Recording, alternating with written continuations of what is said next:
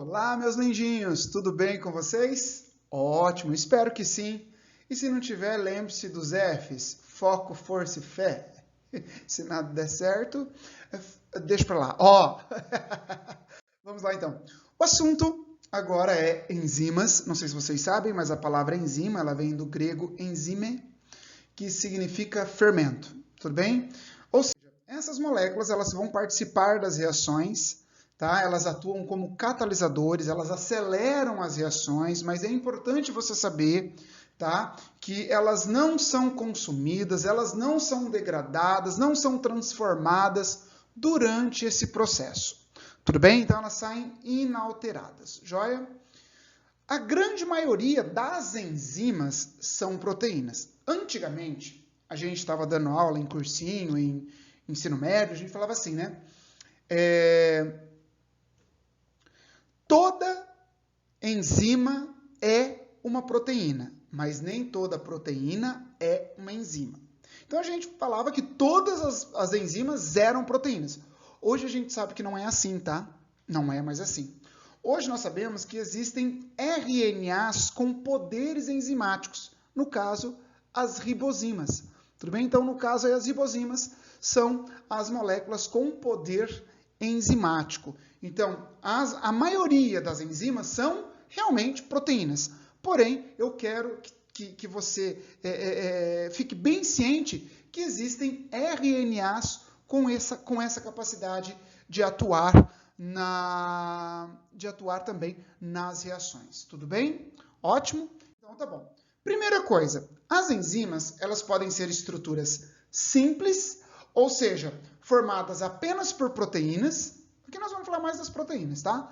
Então, somente proteínas, então são enzimas simples. Agora, nós temos as proteínas, aquelas que são formadas por proteínas conjugadas. Aí ela tem uma parte proteica. Deixa eu pegar minha caneta aqui. Aí nós temos uma parte proteica e uma parte não proteica. Tudo bem? Que vai atuar aí nas enzimas. Então seria mais ou menos assim, ó. Isso aqui adora cair em prova de vestibular. Fique esperto com isso, meu lindinho. Olha só, bora lá. Vem com o tio William Lopes. Primeiro, então, para ela ser ativa, ela tem que ter as duas partes, a parte proteica e a parte não proteica, senão ela não é ativa. Então, nós temos isso aqui, ó. Primeiro, a apoenzima é a parte proteica inativa. Ó, presta atenção. Apo significa longe ou separado. Então, apoenzima, se você for traduzir, vai traduzir que é uma parte separada da enzima. Como apo pode ser separado ou pode ser longe, eu prefiro para você gravar assim, ó. Ela está longe de ser uma enzima. Então, apoenzima, apo, longe, está longe de ser uma enzima. Tudo bem? Joia? Então, essa é a porção inativa. A apoenzima, para se tornar ativa, ela precisa se ligar a um cofator. Beleza? Esse cofator, ao se unir à apoenzima, ele se transforma em uma holoenzima. Holo quer dizer total. Tudo bem? Então, quer dizer, é uma enzima completa, é uma enzima ativa. Tudo bem? É uma enzima ativa. Então, uma enzima conjugada, ela vai ter a apoenzima, que é a parte proteica inativa, o cofator, que vai se unir a essa enzima, tornando ela ativa, que é a holoenzima. Ó, presta atenção.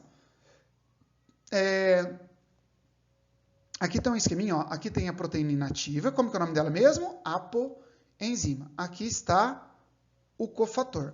Quando os dois se unem, proteína ativa, beleza? Aí ela consegue, por exemplo, aqui seria um substrato que ela ia unir esses dois aqui, beleza? Ia unir essas duas substâncias. Então agora ela está ativa, tudo bem? Agora ela está ativa. Aqui está o sítio de ligação dessa enzima, que já a gente fala sobre isso.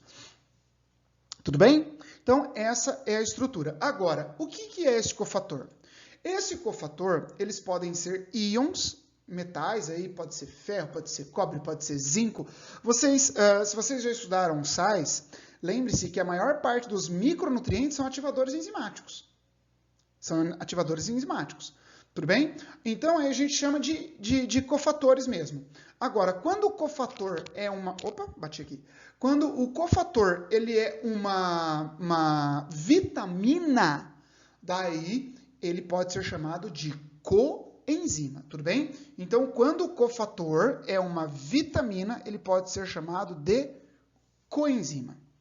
Fechou? Tranquilo? Então tá bom. Aí, meus lindos, quanto à ação, o que essa enzima faz? A enzima, como eu já falei para vocês, ela é um catalisador biológico.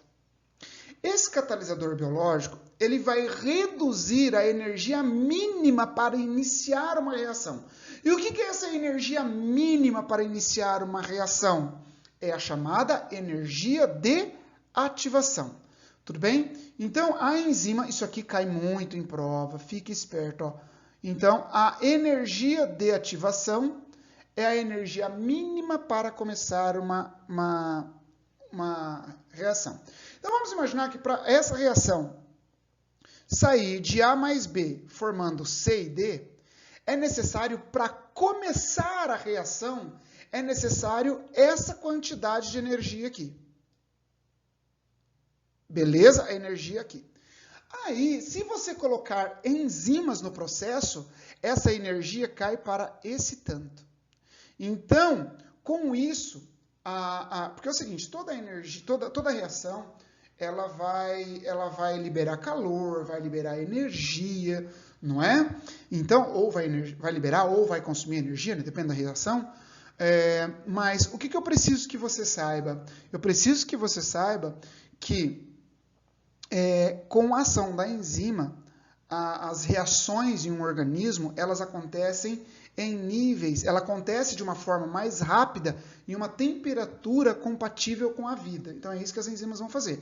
Elas aceleram as reações, mas mantêm a temperatura compatível com a vida. Tudo bem? Então, é o que eu acabei de dizer aqui, ó. Tudo bem? Aumenta a velocidade das reações, mas mantém a temperatura do organismo compatível com a vida. Filé? E aí, como que elas vão fazer? Primeira coisa, as enzimas, elas são extremamente específicas. Elas atuam normalmente sobre um substrato ou poucos substratos. E aí nós temos um modelo chave-fechadura. Chave-fechadura. Tudo bem? Então aqui, por exemplo, nós teremos uma enzima. Essa enzima, ela vai degradar, isso aqui é o substrato.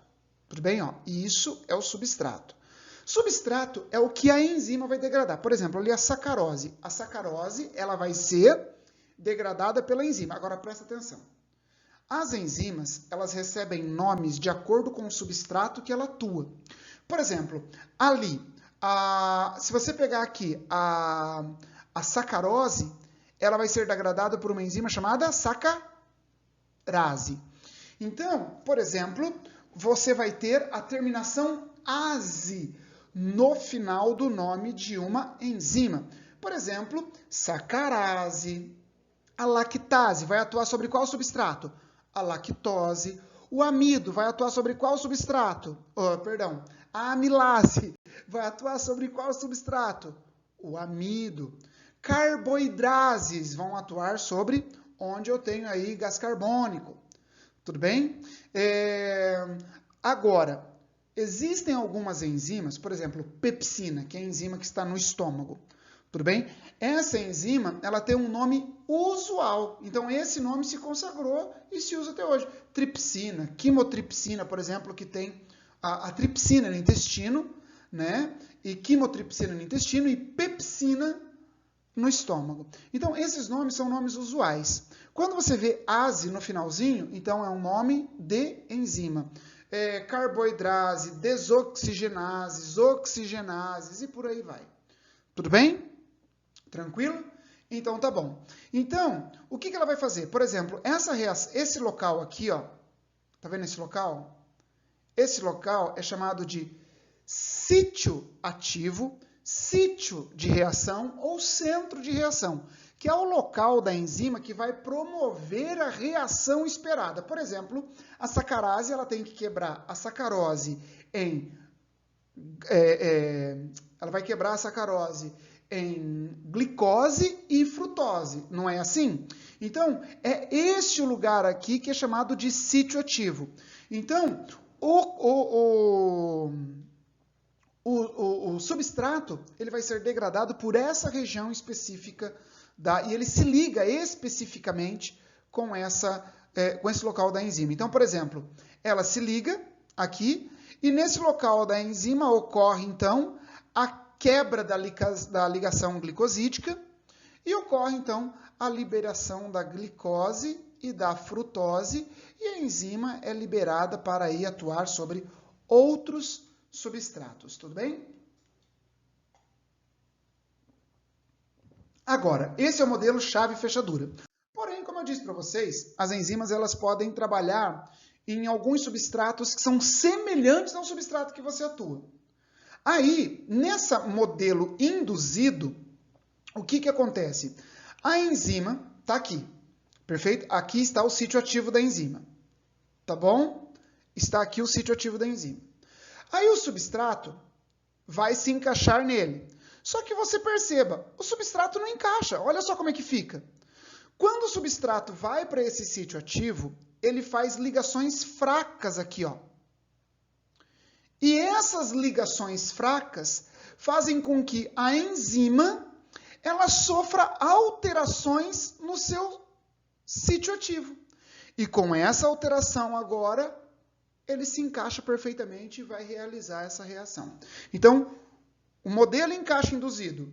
O substrato, ele se conecta à enzima com ligações fracas, promove alterações na molécula enzimática e ela consegue englobar essa molécula para realizar a reação específica de cada uma delas aí. Tudo bem? Tranquilo? Então tá bom. Fatores que afetam a atividade enzimática. Mano, mas isso cai. Tá? Então, ó, primeira coisa, temperatura. Presta atenção que isso aqui foi questão, inclusive, da UEM, acho que foi ano passado ou esse ano. Tudo bem? Presta atenção. Ó, a elevação da temperatura. Ela aumenta a velocidade da reação. Isso é fato. A velocidade ao aumento da... Deixa eu mexer aqui. Aí, agora preencheu. O aumento da temperatura aumenta a velocidade da reação. Mas para sempre? Não. Ela vai aumentar até um certo ponto. Beleza? Até um certo ponto. Por quê? Depois de um certo ponto, ocorre a desnaturação da proteína e então ela perde a sua atividade. Por exemplo, eu tenho aqui uma enzima, olha só, uma enzima A, que ela tem o pico dela aqui por volta dos 36, 37 graus aí. Tudo bem? Por volta dos 36, 37 graus. Bom, mais ou menos 36, 35, 36 ali, pelo que dá para ver. Tudo bem? Bom, essa enzima, vocês repararam que ela veio subindo aqui, ela chegou ao máximo que ela conseguia realizar de reação? Ela não chegou ao máximo? Esse máximo que essa enzima A atingiu, nós chamamos de ótimo. Então, quando eu falar temperatura ótima, pH ótimo, eu estou falando que é aquele valor da temperatura, do pH, no qual a enzima atingiu o máximo de atividade que ela pode ter. O máximo de atividade que ela pode ter. Então, essa enzima ali, ela pode ser uma enzima humana? Pode, por quê? Está por volta dos 35 a 37 graus, que é a temperatura normal dos humanos. Agora, quando chega a 40 graus, olha só a atividade dela aqui, ó, começa a cair. Começa a cair. Beleza? Aí você vai ter uma desnaturação dessa proteína e a atividade cai. Por isso tem que tomar cuidado com a febre. Tá?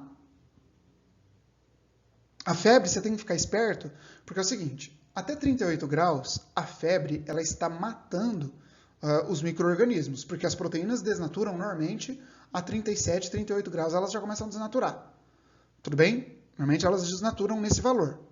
Então, quando você tem febre, o organismo ele aumenta a temperatura, ou seja, vai elevar a sua temperatura para que o organismo mate os micro-organismos que possam estar te atacando. Por exemplo, uma bactéria, um protozoário ou um vírus pode estar te atacando, beleza? Então, por isso que aumenta a temperatura.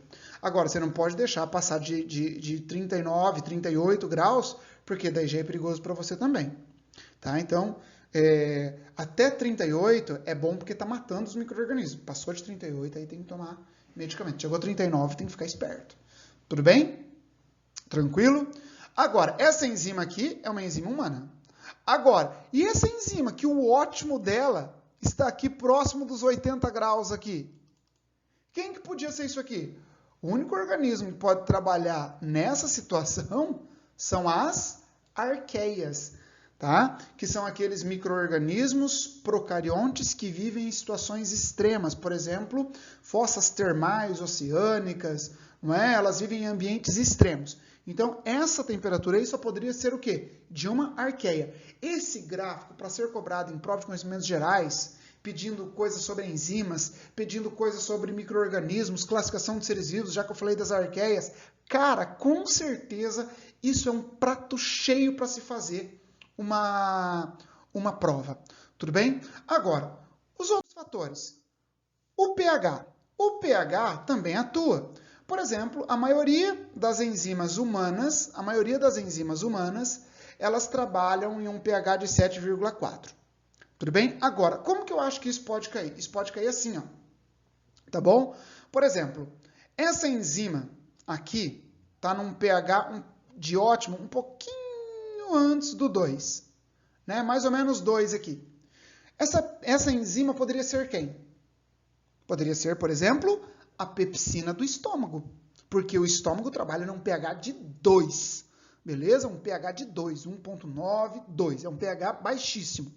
Agora, se você pegar essa daqui, que está por volta dos 8 aqui, beleza? É 8,5, podendo chegar até a 9 ali, essas são enzimas intestinais.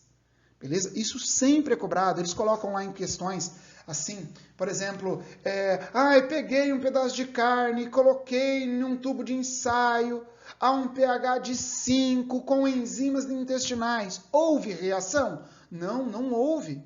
Por quê? Elas têm uma produtividade, elas têm um pH ótimo para trabalhar, beleza? Elas apresentam um pH ótimo para trabalhar. Tá bom? Então, abaixo ou acima desse valor, a sua atividade cai.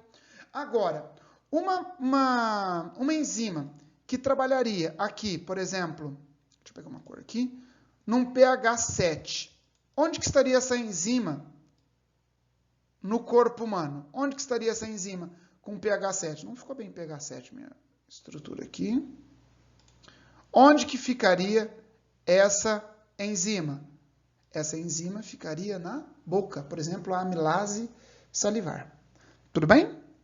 Tranquilo? Gente, isso que eu estou falando para vocês aqui, despenca em vestibular, tá? Despenca, então fica esperto, tá bom?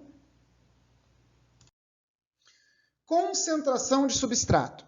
Por exemplo, se eu aumentar o substrato, aumentando o substrato, eu aumento a velocidade da reação. Aumentando o substrato, aumenta a velocidade de reação? Aumenta a velocidade? Aumenta. Sempre vai aumentar? Não. Até um certo ponto. Por exemplo, eu vou aumentando a concentração do substrato aqui, eu vou aumentando a concentração do substrato, e a velocidade ela vai aumentando, e a velocidade da reação vai aumentando. Até chegar a um ponto que houve uma saturação. Houve uma saturação. Daqui para cá, você pode aumentar o tanto de substrato que você quiser, que não vai funcionar. Não vai funcionar. Beleza? Por quê? Porque todas as enzimas já estão ocupadas. Então, está todo mundo ocupado, não adianta ter mais. Joia? Não adianta você trazer. Vamos imaginar que você está fazendo um bolo. Tá? Tá você, sua mãe, seus irmãos, estão em 4 aí fazendo o bolo. Tem todo mundo fazendo. Vocês estão fazendo com aquele substrato. Vai adiantar trazer um monte mais de ingrediente? Vocês vão conseguir fazer mais bolo? Se os 4 já estão ocupados? Não. Então não adianta ter mais ingrediente se todos vocês estão ocupados. Beleza? Ficou claro? Então, meus lindões, ó, filé, né? E o mesmo vale para a concentração de enzima. Conforme eu aumento a enzima, tá? Ó, conforme eu aumento a concentração de enzimas, aumentando a concentração de enzimas, aumenta a velocidade da reação. Aumenta. Beleza? Só que até um certo ponto. Beleza? Desde que você tenha substrato. Não adianta você colocar um monte de enzima e não tem substrato. É a mesma coisa. Você coloca 100 pessoas para fazer um bolo de 1 quilo. Vai fazer um monte de bolo? Não, vai fazer aquele bolinho de 1 quilo só. Apesar de você ter 100 pessoas para trabalhar. Entendeu? Tranquilo? Então, esses dois fatores também são muito importantes. Agora vamos para inibição enzimática. A inibição enzimática, ela pode ser irreversível, tudo bem? Esse inibidor, no caso, ele vai se ligar por ligações covalentes, ligações fortes à enzima, tudo bem? Por exemplo, o cianeto. O cianeto, ele é uma toxina que ele se combina com citocromo oxidase lá da mitocôndria e aí não tem a passagem de elétrons. E aí não gera ATP e a pessoa morre rapidamente. Ele foi usado na forma de gás em câmaras de gás, beleza? Aí tem o gás sarin que está ali também, tudo bem? Esse gás sarin, ele foi utilizado inclusive em um atentado terrorista, tudo bem? Foi usado no atentado terrorista, joia? Eu acho que foi, deixa eu ver se eu tenho anotado aqui. Cadê?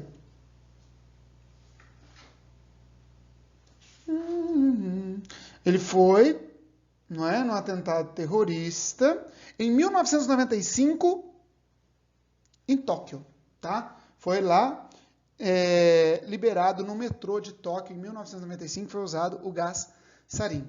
Esse cara é muito citado na ecologia, que é o DDT, é o dicloro difeniltricloroetano, que ele é um inseticida de baixo valor econômico, que foi utilizado por muito tempo, só que lá na década de 70, mais ou menos, percebeu que ele tinha um efeito cumulativo no organismo. Lembra de bioacumulação e biomagnificação trófica lá da ecologia? Então, ele entra no organismo e o nosso organismo não consegue eliminar ele, ou elimina ele muito lentamente. Tá? E aí ele causa problemas seríssimos no fígado, problema no sistema nervoso, tá? E esse cara, ele é um inibidor do sistema nervoso dos insetos, tudo bem?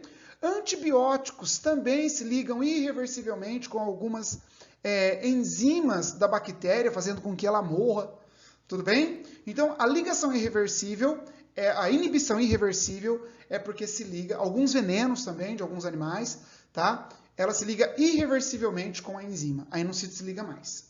Tudo bem? A inibição reversível. O inibidor se liga por ligações fracas à enzima. Tá? Aí nós temos a inibição competitiva, que é quando o inibidor ele é muito parecido com o substrato. Aí ele vai competir pelo sítio ativo da enzima, tá? Olha só. Então aqui, por exemplo, eu tenho a situação normal. Olha só a situação normal. Substrato se liga à enzima e aqui tem o produto dela degradada já. Tudo bem? Tem o produto dela degradado.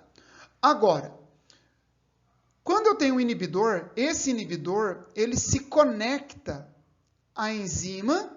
E aí o substrato não consegue fazer a reação e essa reação ela é impedida. Perfeito? Só que se você colocar mais substrato, você reverte a situação. Tudo bem? Você reverte a situação. Tá? Então, essa inibição competitiva ela é reversível. Aí nós temos a inibição competitiva e nós temos a não competitiva. Qual vai ser a diferença? Nessa, o inibidor, ele não compete, deixa eu riscar aqui, ele não compete pelo sítio ativo. Ele vai se ligar fora do sítio ativo. Olha só, aqui, na inibição competitiva, o inibidor conecta aqui, e aí o substrato não consegue fazer a reação e vai embora. Tá? Então, ele se ligou ao sítio ativo.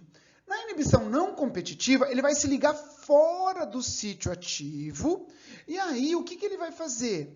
Ele muda a conformação, deixa eu apagar isso aqui, ele muda a conformação do sítio ativo. Ao mudar a conformação do sítio ativo, a enzima não consegue se conectar ao substrato e a reação não acontece. Então, ó, na inibição competitiva, a enzima e o inibidor e o substrato competem pelo sítio ativo. Na inibição não competitiva, o inibidor se liga fora do sítio ativo, mudando a configuração espacial da enzima e impedindo a união dela com o substrato. E assim a reação não acontece. Perfeito? Tranquilão? Sussa, né? Isso aqui. De boa. E assim, então, nós fechamos esse assunto sobre enzimas. Essas são as bibliografias que eu usei. Inclusive, para esse assunto também eu uso uma bibliografia de Fisiologia Humana, um livro que eu gosto muito. Se algum dia vocês quiserem estudar, esse livro aqui é muito bom, esse livro aqui é muito bom. Esses 3 para vestibular nem se fala. Esses aqui são de ensino superior. Beleza? Mas esses 3 aqui para ensino médio é show de bola. Beleza? Então assim nós fechamos a nossa aula sobre enzimas. Um grande beijo e até mais.